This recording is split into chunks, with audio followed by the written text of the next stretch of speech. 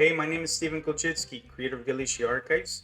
In this video, I'm going to show you guys how to find vital records, pictures, and all kinds of documentation using the Szukaj w Archiwach website. Now, if this video does prove helpful, you know what to do, so without wasting time, let's get started. Okay, so first let's go to the website www.szukajwarchiwach.gov.pl as is written up here. Or click on the link that I left for you guys in the details section below the video. It'll be easier. Now, once you get to this website, the first thing that'll probably happen is your translator will turn on. At this point, you won't want to use it. You turn this off, and the website has an English version. But in a few minutes, I'm going to show you when there are limitations to the website's English, and you'll actually want to use your translator. So to start, let me do a brief overview of the website. First, let's go here to how to search. As you see, it's also down here. Here you'll find three sections. The first one, structure map, basically is an explanation of how they numerate their files. So here you have a chart. For each block, you have the exact translation and explanation. Then you have an example numeration form.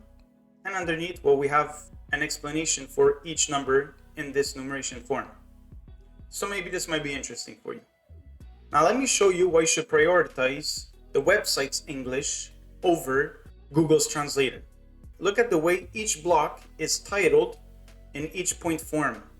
It's got the title and dash.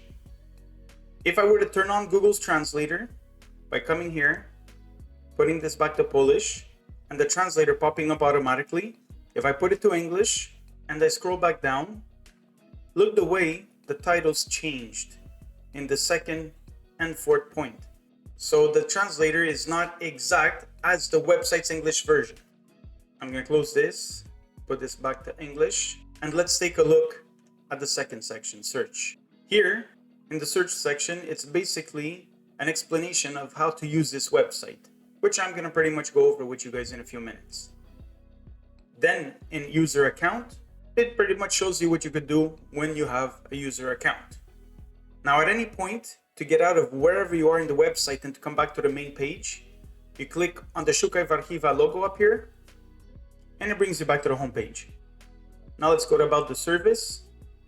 Here you have an explanation on the website, on its copyright policies, and you have a list of institutions and archives that publish on this website. Next, news. Pretty much gives you news on, well, what's new on the website, what new scans were done, and so on. Now notice here, even though the site is in English, you're gonna have a lot of stuff that's in Polish.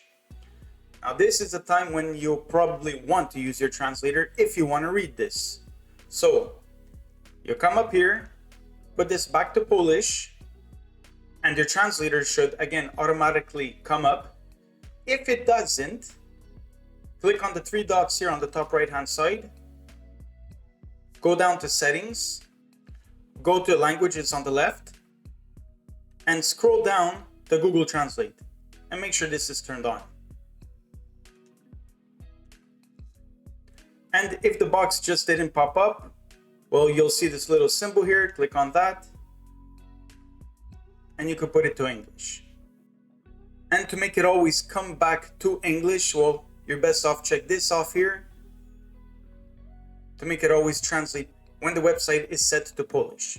And look, what was in Polish, well, Google now translated it all into English. And this works with pretty much anything that'll be untranslated on the website. Now I'm gonna put this back to English because, like I said, try to prioritize the website's English. And let's go to the next section, contact. And here you have a contact list via email to each of the archives. So maybe this will be interesting for you too. Let's go back to the main page. All right, so to continue, let's go over these buttons over here. In the first one, select the archive. When we click on that, a list of the archives comes up. If I choose one of them, for example, this one here, it brings me to that specific archive's information. So here we'll see the address with the opening hours, phone number, email, website address. And here again, we have all information in Polish. So if you want to turn that to English, you just put this back, like I said before, to Polish and your translator will come up automatically. And here we have information on the archive's capacities and so on. Next, advanced search. This allows you to do searches with certain words. For example, if it contains all of, for example, 3 words that you would enter here, or a certain phrase, or if one of the following words amongst 1 to 3 choices that you would put, or if you want a search to not contain certain words, well, you would put those words here. And here you would put a reference code or word, language of archival material, and you would be able to choose where you want to search. But this section I just about never use. But you could play around with it if you want. All right, let's get out of here. Next, browse collections. So here we could look for certain collections. So we could put a date frame. We could put from the newest or oldest. We could choose from which kind of collections we want. So all of them, from what's only archives collections or users collections or service collections. And then we could choose to skip without content. Now here, if I was to choose archives collections, it gives me the option to choose from which archives I would want to search. So for example, if I come here to Archiwum Państwowe w Kaliszu and I would click C, it gives me a list of the collections that are found in this archive without a date frame. And again, as you see, it's in Polish, so turn this to Polish to make your English translator come on, and it would be all in English. So let me go into one of these for the fun of it. And here we go. Okay, let's get out of here. Now, search vital records. I'm gonna go over that in 2 or 3 minutes. Let me just scroll down and look at these 4 points with you. The first one, recommended. It's what is recommended to you. Second, updates. Is what's been updated on the site. Then third, your searching. Is your recent searches. And then frequently searched is what is frequently searched on this website. Okay, back to the home page. Now, search vital records. Now, this is where you would want to come if you're looking for vital records for a certain, for example, parish. Now, here under location, this is where you put the parish you're looking for. Now, if you put your cursor on the question mark, look what's written. Usually the seat of the parish or registry office. Enter the exact name or part of the name of the locality, making sure you use the diacritical marks. Now, let me show you what that means. Here, if I'm looking for the village Kowalówka, I spell it, but Kowalówka, the O should have a little accent on top of it. Now, if I don't put one, or should I say if I don't put the accent, see, I get no results. But if I come here and I put the O with an accent, see, I get 2 results for Kowalówka. Now, to be able to do these accents, if you don't have the Polish keyboard on your computer, go down to the language you have set, which should probably be ENG, English. Click on more keyboard settings. Here, as you see, I have Polish, but for the sake of showing you, I'm going to remove it.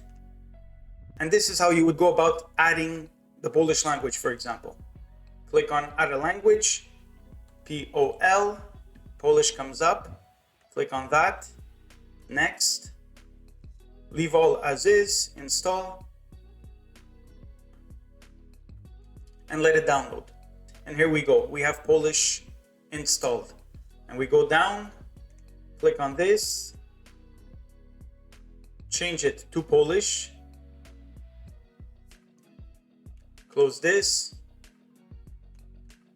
and hold Control Alt, and you put, for example, L, and it comes with, O becomes U, Z becomes Z with a dot on top, for example. Now, if you're not comfortable with doing the shortcuts, Control Alt and the letter, what you could do is you could come down here again in your taskbar and click on this little keyboard icon.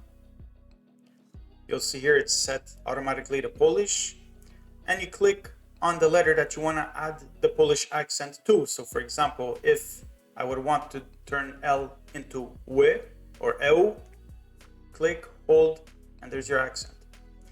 If you want to turn O into U, there's your accent. And it's the same thing for all letters that you want to add a Polish accent to. Z, click and hold, and you have the two Polish accents, and so on. Now just bear one thing in mind. Here we have Kowalówka and the font's number, and it says 15,664 scans, but it doesn't mean that Szukaj w Archiwa has those scans. Let's go to them and I'm going to show you what I mean.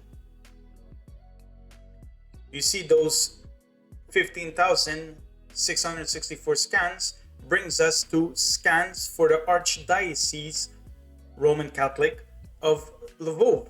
So now if I want to find Kowalówka, I would go here to list of units, and it shows me all the different parishes that are in this archdiocese. So let's say I want to find Kowalówka. Enter. It brings me back Kowalówka, but with no scans, as you see. But the good thing is, I know that Archiwum Główne Archidawne most probably has them. So if I'd want, I would go on the AGAD website under Zespół 301 and I would try to search there. Now let's get out of here and do another search for the fun of it. Now I'm gonna put Szwajków, for example.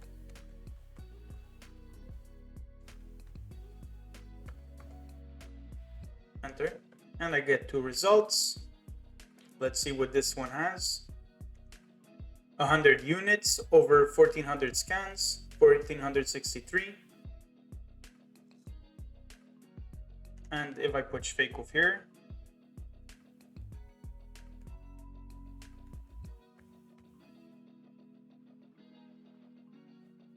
I have a result with 27 scans. So let's click on that. And here we are. Okay, to get out of here, I'll go back to Szukaj w Archiwa. Now to show you how to do a general search using the search bar, we click on it. We see on the left hand side, a column appears with the choice of what type of document we want to search for. And on the right hand side, a time frame. Here we have a switch, which if we turn on, it brings us results only having photos and scans, but I'm going to leave all of this blank. And I'm going to do a search on the city Sambor. It brings us to this page with all our results. Now we see here 10 different icons. Each icon is interactive and it's kind of like a divider. So all, which means all of the results. Files, which means pretty much what's vital records and such. Then we have posters, technical projects, maps, photographs, and so on. Here we have the layout that we want. So we have, in this case, it's set at default.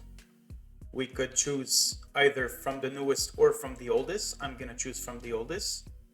And on the left-hand side, we have our filters. So in the first case, we could turn on what we didn't turn on before to bring back only photos and scans.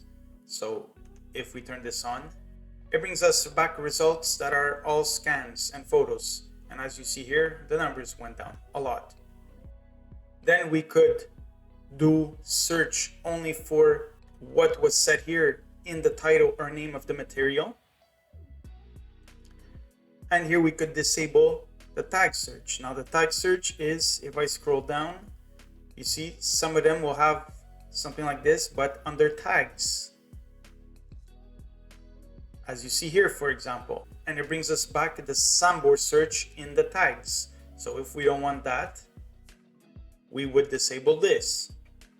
Then we have a time frame and how many results for each time span. Then we could put a certain time range here, or we could choose materials with unknown dates. So for the fun of it, I'm going to click 1900 plus and press enter. And our first filter appears up here, everything that's after 1900. Then as we scroll down, we could choose which archives. So I could choose from this one by clicking and pressing enter. Then if I scroll down, I could choose according to its copyright settings. And if I go up and I delete these settings and bring this back to everything, we see that we even have more filters, for example, for religion and for what type of act, birth, death, marriage. If I click on show more values, it shows us everything that's there. Then we could choose by the province or area, and the province or area before 1999, by the community, location, and we're back to our archives and so on. And if I go up here, as I said at the beginning, these are interactive, so I could minimize my search by clicking which section I want. So I could click on photographs, for example, and it would bring me everything that's pictures. If I would go up to files and click only photos and scans, it brings me that. Now keep in mind that whatever you put up here, the same thing as in searching for a vital record, when you put the name, it takes everything that has Sambor, for example, in it, but whatever continues. So like you see here, Sambor Skiego, Sambora, and everything that has Sambor in it and not just Sambor. Now let's assume you fall on a record that interests you and you want it. Well, you go ahead and click on it. And if you were to want to download, well, you could either select all if you want to download all of them and click download, or select checked and select the ones, or check the ones you want to download. Or another way is you could go into the document and click on it with the right side button of your mouse, and with the left side button click on save image as. Make sure up here you're set to desktop and you put the name or the title you want to call it. So I'm just going to put name, and usually I would put the name of the person. If it's a record or a vital record, I would put the name of the person with the village, the type of record it is, if it's a death, birth or marriage, and the year. And save. Minimize this. And here we go, we have it. So now to get out of here, go back to scans, scroll up, back to search, and you could either continue your search or you could put a different name. For example, if I wanted to search Kovaluvka as I did my vital record search, well, I could put Kovaluvka.